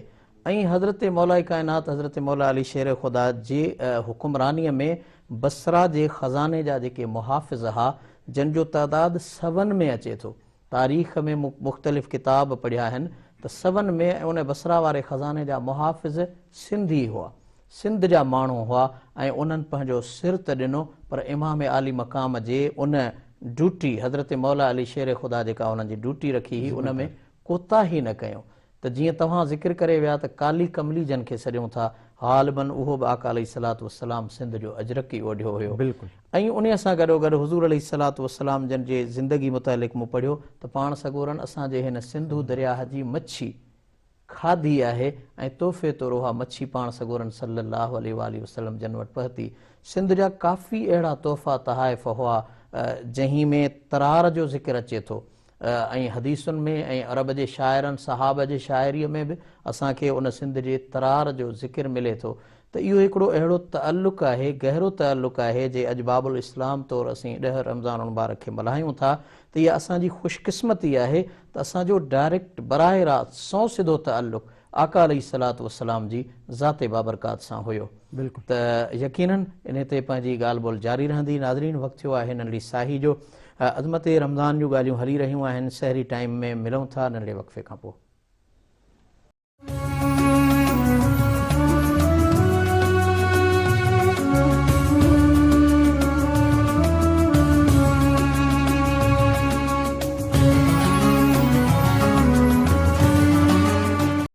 ویلکم بیک ناظرین. حاضر ہوں عظمت رمضان سحری ٹائم میں. ماں آواں جو میزبان عاجز رحمت اللہ لاشاری. 10 رمضان المبارک ऐं 10 रमज़ान मुबारक अज़मतुनि रहमतुनि बरकतुनि भरियो ॾिहाड़ो आहे. पहिरियों अशरो पंहिंजी पुॼाणीअ ॾांहुं पहुची रहियो आहे. असां ऐं अव्हां जे एहतिसाब जा ई लम्हा आहिनि. असीं सोचूं त हीउ अल्लाह ताला जेको रहमतुनि जो दरिया बेकिनार बहर असां अव्हां ॾांहुं मोकिलियो, असां उन्हनि 10 ॾिहाड़नि में छा कयो, छा वयो, छा वापरियो, पंहिंजी ज़िंदगी जो एहतिसाब करियूं. उन में असां केतिरी तिलावत कई, केतिरो दुरूद सलाम पढ़ियोसीं ऐं उन में केतिरनि ग़रीबनि जी मदद कईसीं, मिसकीननि जी मदद कईसीं, कहीं पाड़ेसरीअ जी पर घोर लधीसीं, कहीं क़रीब अज़ीज़ मिट माइट रिश्तेदार जो अहसासु रखियोसीं. पाण बुख ऐं उञ जो जेको सबक़ु रोज़ो सेखारे थो, उन बुख ऐं उञ में ॿियनि ॾिहाड़नि में रहंदड़ कहीं बुखायल खे खाधो खारायोसीं या न खारायोसीं.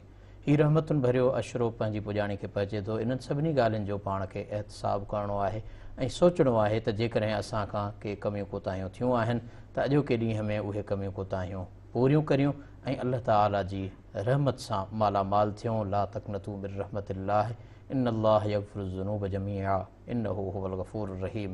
इहो जेको ऐलान आहे रब्बुल आलमीन जे तरफ़ खां कलाम मुक़द्दस में, उन ऐलान ते पूरा लहूं ऐं रब करीम जे उन बेकिनार रहमतुनि वारे बहर सां मुस्तफ़ीज़ थियूं.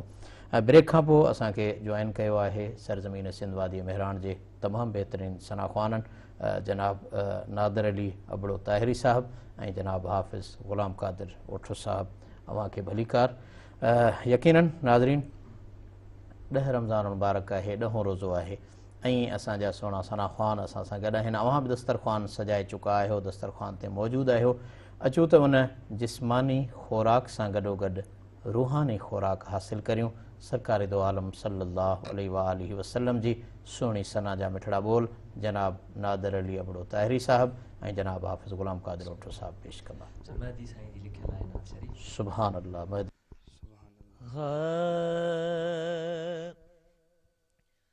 गुमे वारी रात सारी रसूल अल्लाह,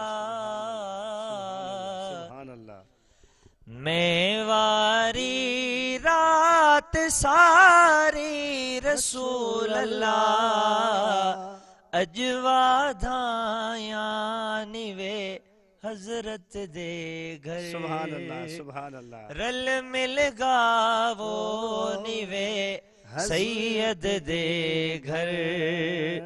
मैं वारी रात सारी सुभान अल्लाह, सुभान अल्लाह. हूरा परिया भलो वो गावन से घेरे सैयद दे भलो. सुभान अल्लाह, सुभान अल्लाह. हूरा परिया भलो वो गावन से घेरे सैयद दे भलो. गावे उम्मत सारी रसूल अल्लाह, अजवा धाया निवे हजरत दे घर. रल मिल गावो निवे सैयद दे घर. ऐं अब्दुल्ला शाह दे घर आया जाम मोहम्मद भलो. अब्दुल्ला शाह दे घर आया जाम मोहम्मद भलो. आया पाक पैगंबर रसूल अल्लाह, अजवा धाया निवे हजरत दे घर. हो रल मिल गावो निवे सैयद दे घर. महदी शाह नू वो मिलिया सोगोना भलो ने मियां. सुभान अल्लाह. مہدی شاہ بھلو وہ ملیا سغنا بھلو نے میاں ملیا پاک محمد رسول اللہ اجوا دھایا نوے حضرت دے گھر رل مل گاو نوے سید دے گھر. سبحان اللہ سبحان اللہ. ناظرین یقیناً آقا دو جہاں صلی اللہ علیہ وآلہ وسلم جی آمد تشریف آولی ऐं मिठड़ो मौलूद शरीफ़ जंहिंखे चऊं मीलाद जो ज़िक्र हो ऐं आका जे आमद जो ज़िक्र हो. आया आस थिया ॿारोचा बंभोर में पसी पहर पुन्हूअ जी नुहसी नेण ठरिया गूंदर विसरियाम सुखन साखूं मुकियूं यानी साखूं मुकियूं मुबारकूं मुकियूं जेके ॾुख हा उहे दूर थी विया सुख साम्हूं आया आका जे अचण सां. रमज़ान मुबारक 10हों रोज़ो आहे 10हीं सहरी आहे. साईं अल्लामा मोहम्मद ताहिर साहब यकीनन ही उहे ॾिहाड़ा आहिनि जिन में असां वहांजे आका रहमत लिल आलमीन हबीब सल्लल्लाहु अलैहि वसल्लम जन जी पहिरीं घरवारी उम्मुल मोमिनीन सैयदा बीबी खदीजतुल कुबरा रदी अल्लाह ताला अन्हा जन जो विसाल मुबारक बि आहे. नाज़रीन खे उन अज़ीम हस्तीअ जे उन्हनि अज़ीम क़ुर्बानिन ऐं छो त यकीनन अन्नबिय्यु औला बिल मुमिनीन मिन अनफुसिहिम व अज़वाजुहु उम्महातुहुम उहे असां सभिनी मोमिननि जूं मायरूं आहिनि. असांजी बि अमड़ आहे त हिन बाबरकत लम्हनि में पंहिंजे उन अमड़ खे बि यादि कंदा हलूं.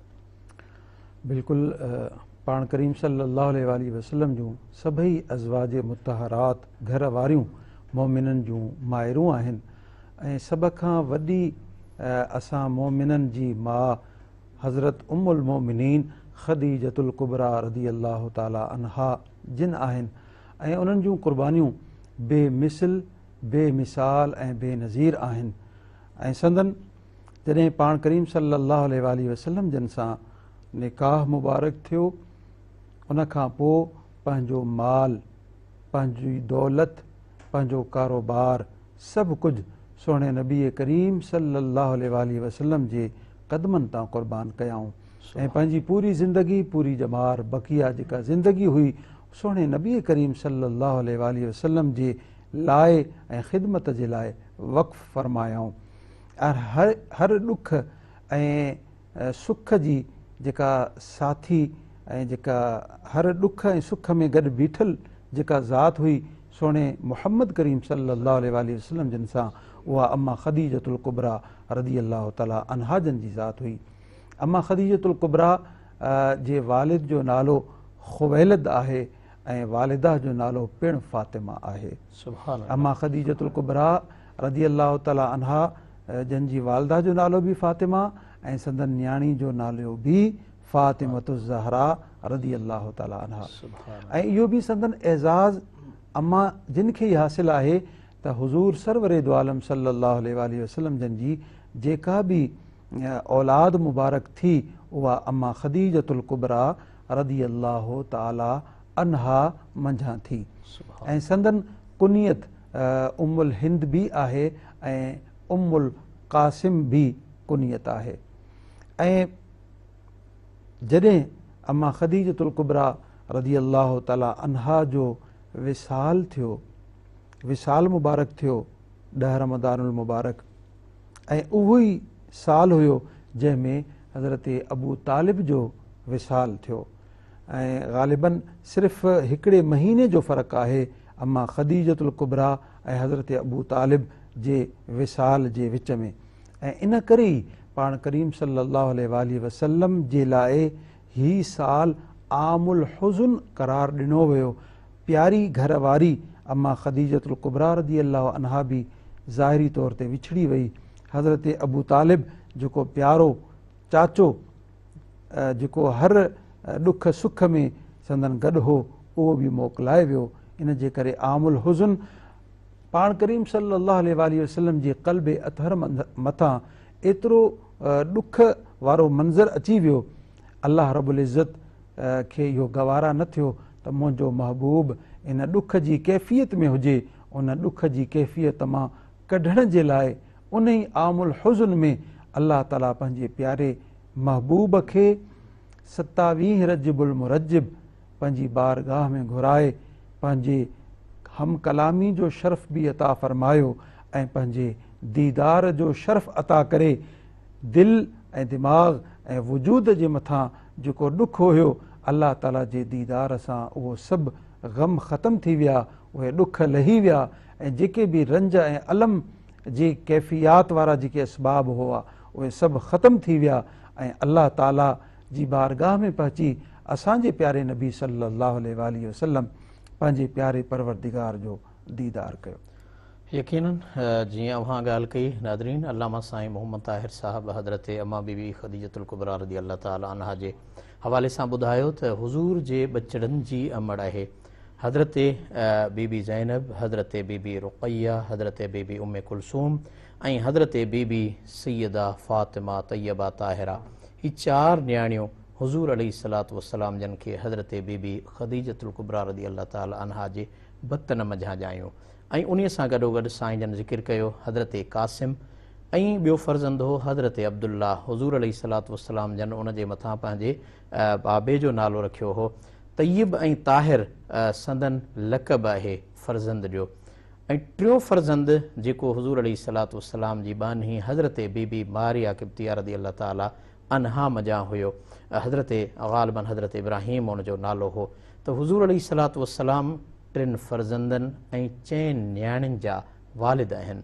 असां अव्हां खे न्याणी ॼमे थी असीं अरहा थियूं था, बल्कि ख़ुशि थियणु खपे त पाक पैगम्बर सल्लल्लाहु अलैहि वसल्लम जन बि न्याणियुनि जा वालिद आहिनि। इन हवाले सां छा फ़रमाईंदासीं? न्याणियुनि जा न सिर्फ़ु वालिद आहिनि बल्कि न्याणियुनि जी जंहिं तरीक़े सां तरबियत फ़रमाई आहे ऐं उन्हनि खे प्यारु ॾिनो आहे, इहो उम्मत जे लाइ हिकिड़ो दर्स आहे त उम्मत जो नबी पंहिंजी न्याणी खे केतिरो एज़ाज़ ॾिए पियो, उनखे मुअज़्ज़ज़ बणाए पियो, उनखे मुकर्रम बणाए पियो। हज़रत अम्मा ख़ातून जन्नत सलामुल्लाहि अलैहा जॾहिं ईंदी हुई, हाज़िर ख़िदमत थींदी हुई, पाण करीम सल्लल्लाहु अलैहि वसल्लम उथी बीही उनजो इस्तक़बाल फ़रमाईंदा हुआ ऐं पंहिंजी चादर विछाए पंहिंजी चादर जे मथां भरिसां विहारींदा हुया। अॼु असां पंहिंजे न्याणियुनि खे तालीम खां महरूम रखूं था, तरबियत खां महरूम रखूं था, हक़ खां महरूम रखूं था, दौलत ऐं मीरास खां महरूम रखूं था ऐं ख़ुशियुनि में असां पंहिंजनि पुटनि खे अॻु भरो करियूं था ऐं न्याणियुनि खे विसारियूं था। इहो सोणे मुहम्मद करीम सल्लल्लाहु अलैहि वसल्लम जो तरीक़ो न आहे। सोणे नबी करीम सल्लल्लाहु अलैहि वसल्लम जो तरीक़ो इहो आहे त घर में जेका शइ सूखड़ी तव्हां वठी अचो, अॻु में पंहिंजी न्याणीअ खे खारायो, उन खां पोइ पंहिंजे पुट खे खारायो। सुभान अल्लाह। यकीनन 10 रमज़ान मुबारक जे हवाले सां इहो ई मोहबत भरियो पैगाम असां अव्हां जे लाइ काफ़ी आहे त असीं पंहिंजे न्याणियुनि खे उन हवाले सां तरबियत उन्हनि जी करियूं जीअं असांजे आका रहमत लिल आलमीन हबीब सल्लल्लाहु अलैहि वसल्लम जन उन्हनि जी इज़त ऐं एहतराम ऐं उन्हनि जी सुहिणी तरबियत ऐं पालना कई। 10 रमज़ान मुबारक अज़मतुनि रहमतुनि भरियो अशर ऐं रहमत पहिरियों अशरो पंहिंजी पुॼाणी खे पहुचे थो ऐं असांजी ही जेका सहरी टाइम अॼोकी तक़रीब आहे, अॼोको ही प्रोग्राम आहे, उहो बि पंहिंजे पुॼाणी खे पहुचे थो। पंहिंजे मेज़बान आजिज़ रहमतुल्लाह लाशारी खे इजाज़त ॾींदा वेंदे वेंदे जिस्मानी ख़ुराक जे उन दस्तरख़्वान ते अव्हां मौजूदु आहियो ऐं उन जिस्मानी ख़ुराक सां गॾोगॾु अचो त रूहानी ख़ुराक असांजे जनाब नादर अली अबड़े ताहिरी साहब ऐं जनाब हाफ़िज़ ग़ुलाम क़ादिर ओठे साहब खां ॿुधो। माशाअल्लाह। सानू को जी वेख ना छड़वे, तुसा भले आदे हथ लजवे, तुसा भले आदे हथ लजवे, सानू को जी वेख ना छड़वे, तुसा भले आदे हथ लजवे, तुसा भले आदे हथ लजवे। है असाई जियो यार मने सू, चुम पे रखिया तेले सो, साईं जियो यार मने सो, चुम पेर अखियां तेले सो।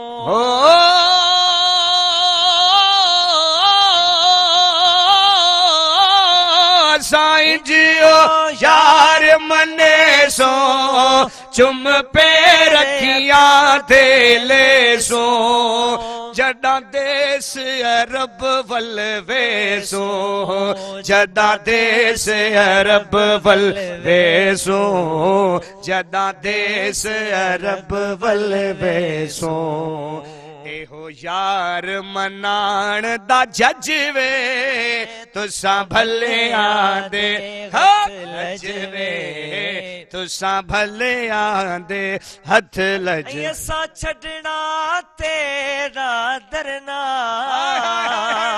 तुहाडे कदमां दे विच मरना ऐसा छड़ना तुहाडा दरना तुहाडे कदमां दे विच मरना सकू रोज़े हशर दा डरना सकू रोज़े हशर दा डरना साडे तुसा वकील ते जजवे तुसा भले आंदे हथ लजवे तुसा भले आंदे हथ लजवे हो तेरा सोहना शहर मदीना ओ सानू भुलदा आका कदीना तेरा सोहना शहर मदीना साकू भुलदा नया का कदीना हो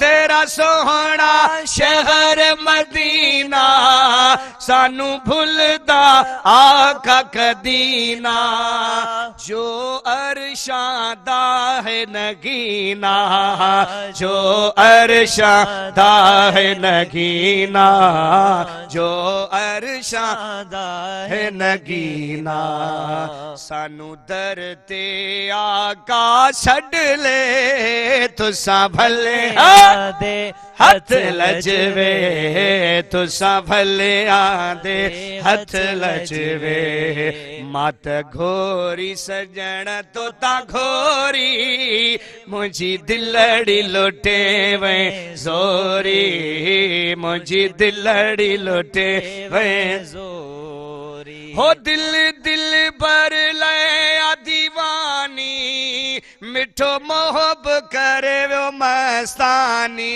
ओ दिल दिल भर ले दीवानी मिठो मोहब करे वो मस्तानी दिल दिल भर ले दीवानी मिठो मोहब करे रे वो मस्तानी आहे हियड़े मंझ हैरानी हाय आहे हियड़े मंझ हैरानी आहे हियड़े मंझ हैरानी लाए लव लव में वयो लोरी हाय हाय मुझी दिलड़ी लोटे वे जोरी मुझी दिलड़ी लोटे दिलड़ी लुटे वे जोरी